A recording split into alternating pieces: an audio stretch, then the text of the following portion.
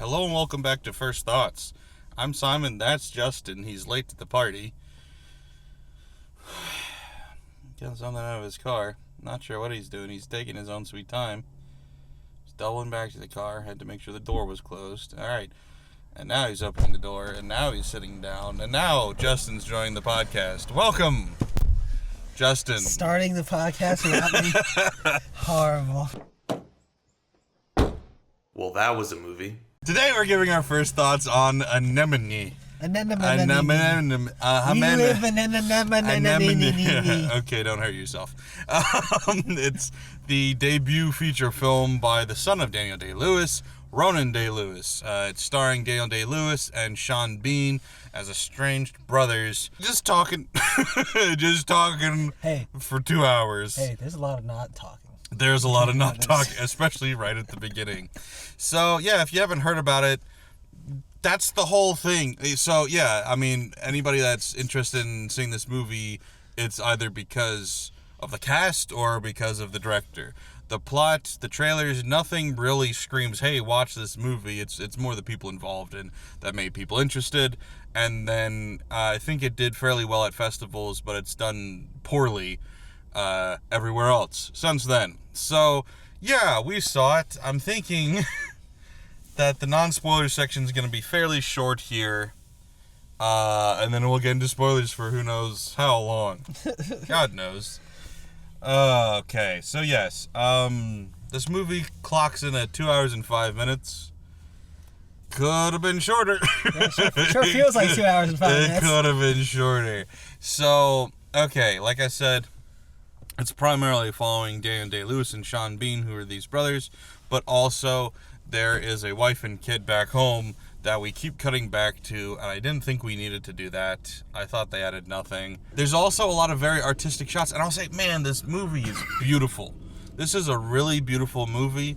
I thought there was a lot to love about the cinematography and the directing, as well as the writing. I mean, the dialogue in this movie is phenomenal. There's so many great things about it. But I don't want to outright complain about it, but Ronan Day-Lewis is clearly one of those directors who likes to let a shot breathe. And man, these shots had a lot of oxygen. You know, there's letting a shot breathe and letting it have 50 breaths. Yeah, letting it, I don't know, what's the opposite of suffocate? Yeah, okay, pros. Acting, shockingly, is great. Of course it was. I can't really say shockingly. That was sarcastic. Oh, okay. Yeah, Daniel Day-Lewis and Sean Bean, two phenomenal actors. I think Daniel Day-Lewis does most of the talking, which he's great at. He has multiple monologues in this. Okay. Sean Bean is relegated mostly to reactionary shots, and he's very good at that. Listen, the man can react. He can. He was good at it. You know, and if there is any complaint anybody can have about Daniel Day-Lewis, is that he can overact. If anybody complains at all about him, not many people do, but that is one knock you could possibly have against him.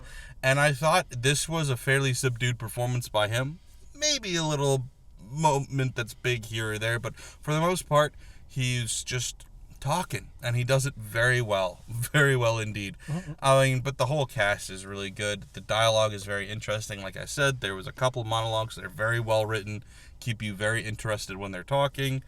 The directing, like I said, very slow burn, but it does, frankly for me, it kept my attention the whole time it was Daniel Day-Lewis and Sean Bean. No matter how slow their moments got, I was locked in. It was when I cut away and did the other stuff was when I lost interest. So I thought the directing was, for the most part, fine, even though it probably could have picked up the pace a little bit. Same thing with the writing as well. This was you fell asleep. This was an interesting one. Hey, I tried. I know you did, and you failed. I was somewhat entertained through most of it.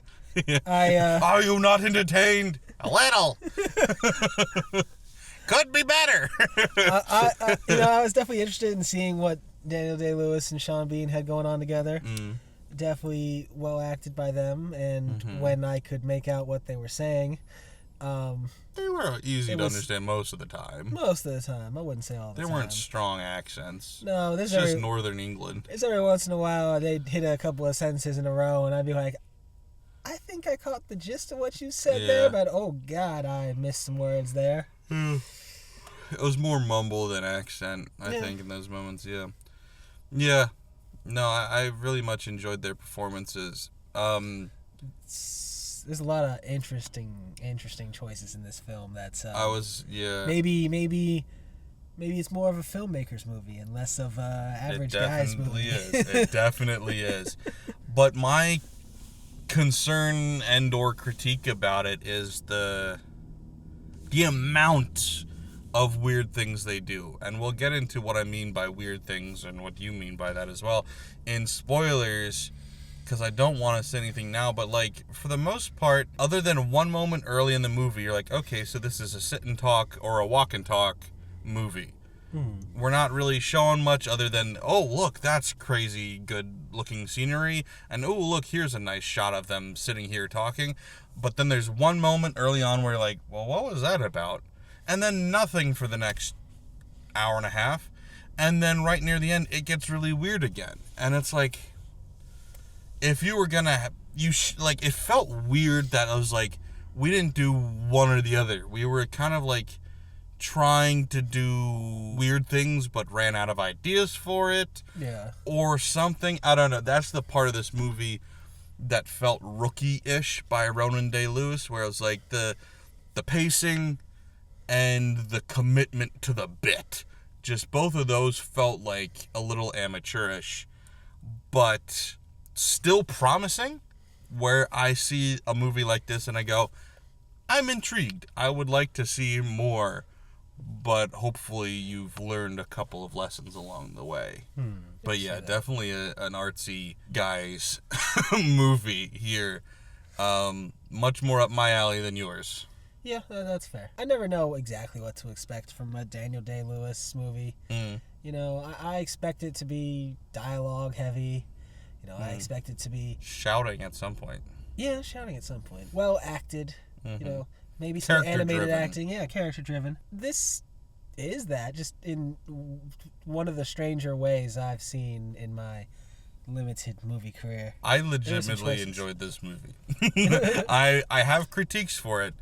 I legitimately enjoyed it, though. And I don't think our ratings are going to be very similar. I don't know. I'm curious what yours is going to be. You say yours first. I want to hear yours first. This is ranging between a 5 and a 6.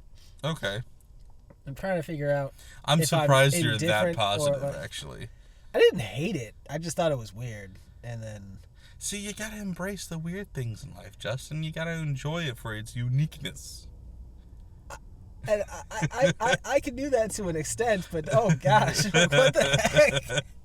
It wasn't even that weird. It was like 3 moments in the 2 hours. Still.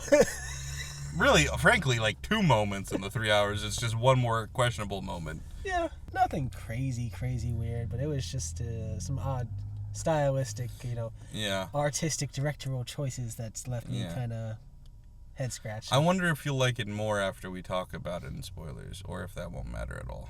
Maybe. Yeah, honestly, we're not that far off. I definitely wouldn't give it a 5. I'm probably a 6.5, though. I think there's a small chance at a really soft 7. It just was amateurish to me. And I really liked the elements, but I didn't feel like it really felt like a completed product. And so it's hard for me to give that a 7, even though I really liked moments in it. So that's tough, because I feel like it deserves more than a 6.5, but a 7, like I said, I don't think I can give a 7 to something that's that unpolished. So I'll just say 6.5 for now and reserve the right to change that later, I guess.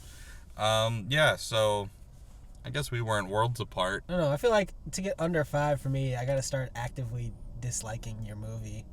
Maybe that's just hard for me. It's like, I felt like you kind of did actively dislike it, but I don't know. Maybe parts, but not really. Yeah. Just kind of confused. Yeah. And like, what the heck is going on? What are we seeing here? We had the benefit of an entirely empty theater, so we just talked at full volume for a lot of the movie. And that was pretty good. We're just going to leave it there as far as spoiler-free section. We do want to get into spoilers. I'm sure we've got plenty to talk about. But if you haven't seen it yet, you should go check it out. Let us know what you thought. It's definitely interesting. If you're into that kind of indie, artsy, art house kind of movie, then this could be something up your alley. I mean, as far as like weird movies go, this isn't close to the weirdest. It's just interesting. So I guess it was just jarring going in. I wasn't not really expecting having much it. expectation. Yeah. I didn't have much expectations going in, and yet this still felt like a wicked curve. It's funny because, like, I agree. In the moment, I was like, what the hell? But looking back, I'm like, barely any weird things actually happened. Yeah. So, and even not that weird. So, I don't know. I think if you weren't expecting weird, you'd be weirded out. But if you go in expecting art house, you won't be surprised by anything. So, yeah, that's what we had to think. Let us know what you guys thought in the comments below. And, of course, don't forget to like, share, follow, subscribe. And, of course, don't forget to like, share, follow, and subscribe. Thanks, guys. Bye. The plot of this is, we've already said most of it, but Sean Bean's sort of son has been getting into trouble, including getting into fights. And he nearly beat a kid to death, or could have, or something. And so he goes on a trip into the broccoli forest to to find his long-lost brother who he hasn't seen in 20 years, because it turns out that the child actually is his brother's. This isn't a shock to anybody. They know that. We just didn't know going in. And so he wants to go talk to him because it's his son, and he's like, really? Your son needs you. Yeah. He left when he was still not even born yet. You should just, like, explain why you left. Let him know who you are, and maybe that will help him be a better person or whatever. So he ends up staying with him for, like, almost a week, I guess. I don't know. They don't specify, but it's a few days. And just, like, this is their first time seeing each other in 20 years. They're very different people. Sean Bean is very religious. Daniel Day-Lewis is the opposite of religious. He's got religious trauma. He shits on priests, the whole nine. And pisses on nuns and all, yeah, everything. Anyway, so they're very much butting heads the whole time.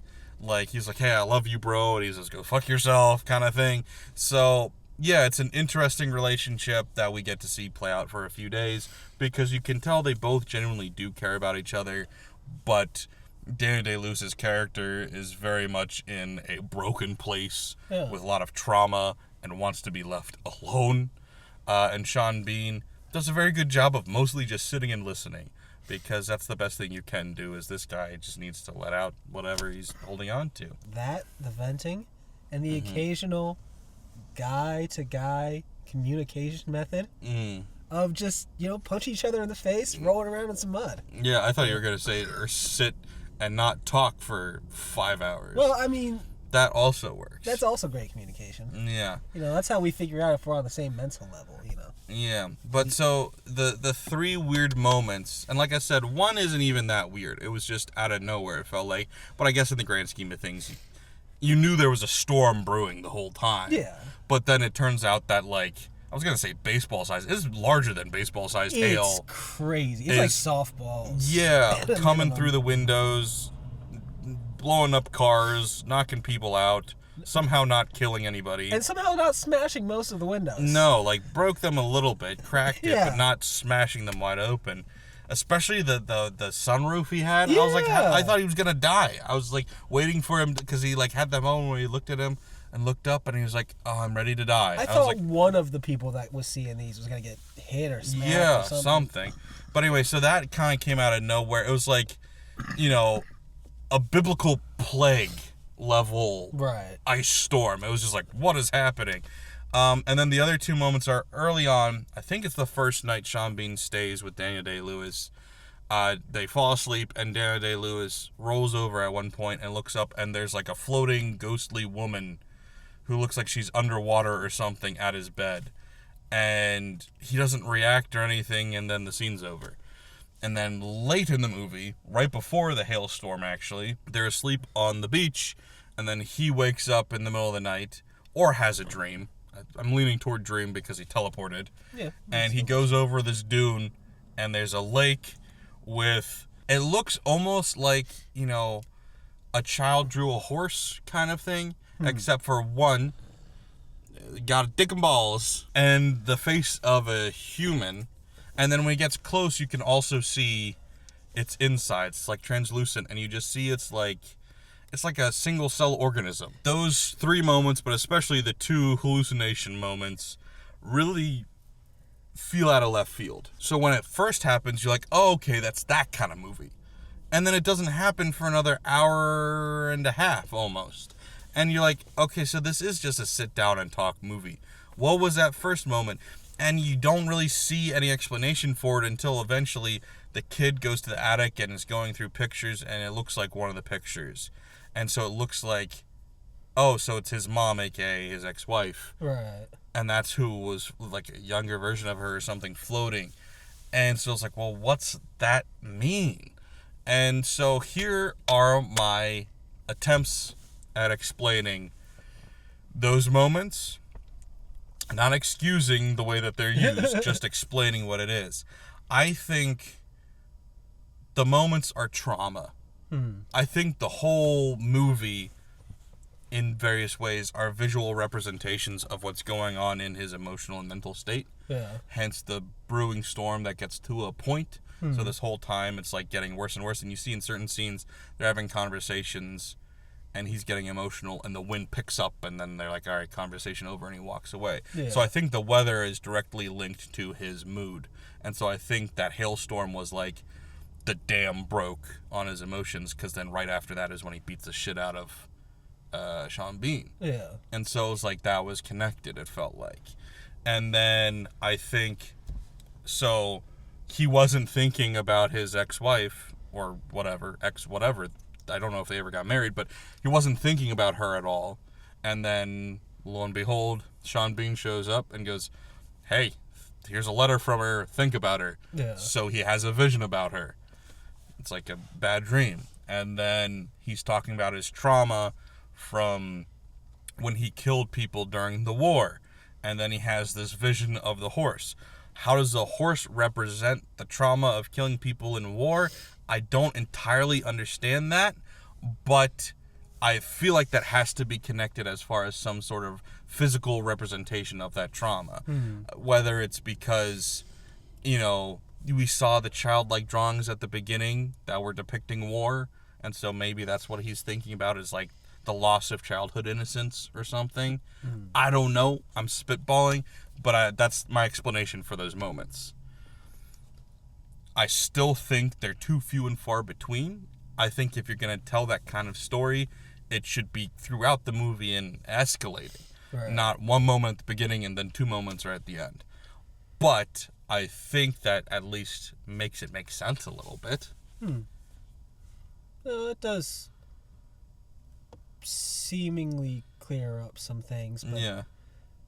Not gonna probably raise the score, really. No? Okay. Drat. Yeah. I tried, Rodin. I did it for you.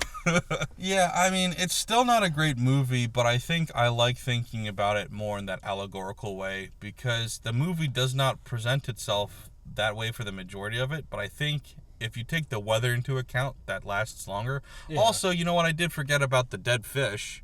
That was random, too. I don't know what that means, other than, like, he killed people, and so he's thinking about death, or the storm, which was his emotions, affected, because I think the fish died because of the storm. Yeah. So it's like he's seeing the ramifications of his actions or whatever. It was odd at first, like when I didn't realize how gigantic that fish was. I started. You didn't have the context. Yeah, I'm like thinking maybe it's like a salmon end of its life sort of deal. But then it almost looked like it had like cuts towards the bottom. I didn't know if that was just supposed to be. The size, something happened to it. But yeah, it could have been the storm. Or it could have been gutted. Yeah, I don't know. I really don't know. I don't know what that meant, and I completely forgot about it until just now. So there's definitely more to it that's like, this movie is at least attempting to be deep, I think. And honestly, outside of the weather part, because I think that works pretty well, the other stuff, like I get how it probably does connect to his trauma in some way that we're probably just not fully grasping here. I don't really think it needed much of that stuff. I think the straightforward, even at times when they're completely silent with each other, story about his trauma and like the kids' trauma and their shared family trauma, and I think that's just really enjoy the conversations. Yeah. I mean, and I don't dislike the allegory. I love allegories. Right. But because it was so uneven, I wish he just either went all in or not at all. Yeah. Because, like you said, the conversations stood on their own and were good. I mean, you had those monologues, like the story about, shitting on the priest, which he calls into question, was I serious? Like, because right after he tells his story, he goes, did you believe me? And I was like, oh, I did until you asked me. Yeah, I 100% that's what he said. And, like, that was the most unbelievable shit. Yeah. Like, now you had me. Or did you? I don't know. And then he goes, like, a complete reverse monologue, like, style monologue, where he's, like, super serious and upset about talking about his time at war. Yeah. Particularly when a bomb went off in a pub, and then he ended up putting a guy out of his misery. And he has such a great line, because, like, not that I've ever dealt with something on that level, but what it actually reminded me of, because he talks about, like, I shot the guy because I couldn't have saved him. He was going to die anyway, so I put him out of his misery.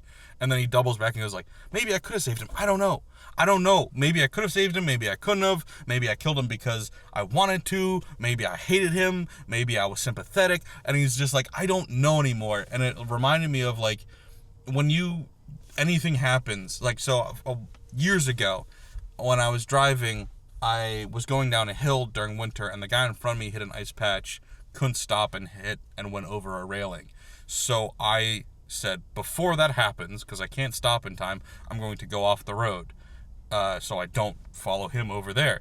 And then I ended up, like, busting stuff underneath my car and a whole bunch of repairs. And so for the next, month plus, all I could think about was, like, did I have to do that, or could I have stopped in time? Because whenever, like, you make a decision that has repercussions, right, you're just going to overthink it forever. So obviously a much different level. I've never had to kill anybody.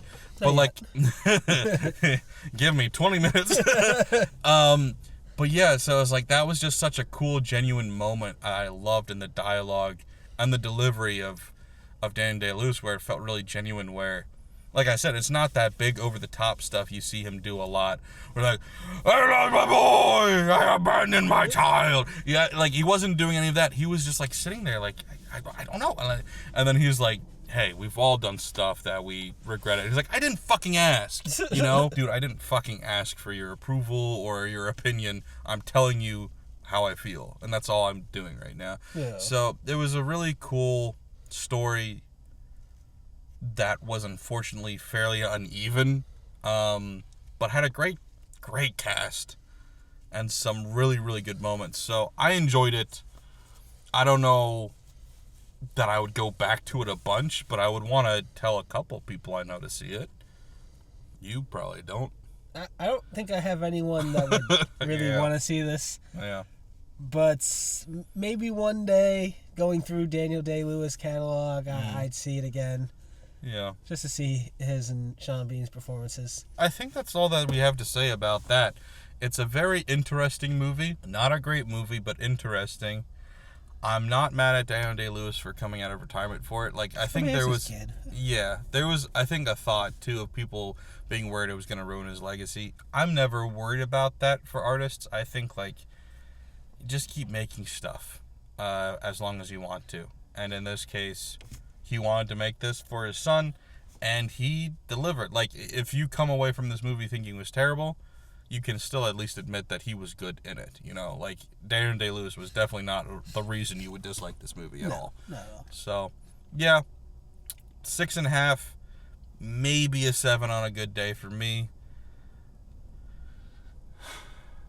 Justin? Let's say 5.5, 6. Okay. Thanks for watching, guys. Hope you enjoyed. Please remember to like, share, all that. Thanks, guys. Bye. Bye.